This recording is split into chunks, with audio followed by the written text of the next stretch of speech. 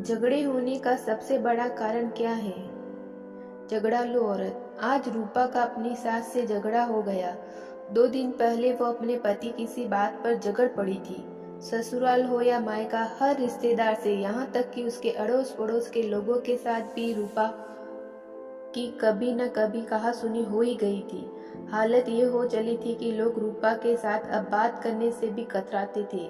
उसे देखते ही अपना रास्ता मोड़ लिया करते थे। रूपा अपने आप को अकेला महसूस करने लगी थी।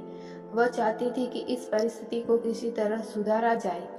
वह अब उदास रहने लगी थी। सारा दिन टेंशन में निकल जाता था। वह हमेशा सोचती रहती, लोग उसके साथ ऐसा व्यवहार क्यों करते हैं। उसे ये तो पता था कि लोगों का उससे दूर होने का कारण उसके झगड़े थे, लेकिन वह यह नहीं समझ पा रही थी कि ये झगड़े हो कैसे जाते हैं।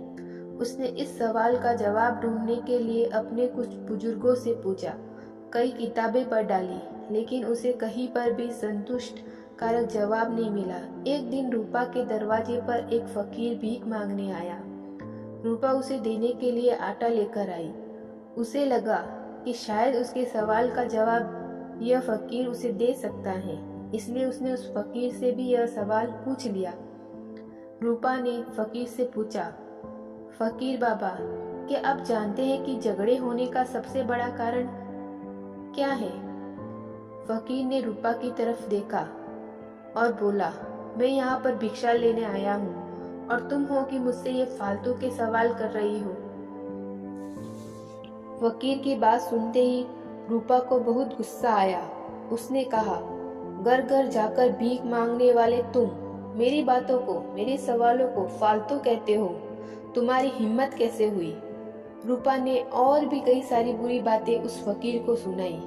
रूपा अभी गुस्से में बोल रही थी कि फकीर बीच में बोल पड़ा, झगड़ों के कई सारे कारण होते हैं, लेकिन जबान पर काबू न होना यही झगड़ों का सबसे बड़ा कारण है।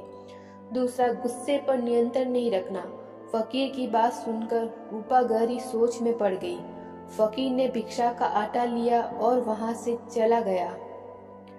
लोग हमें कुछ भी कह सकते हैं, पर हमें लोगों को सोच समझ कर ही जवाब देना चाहिए।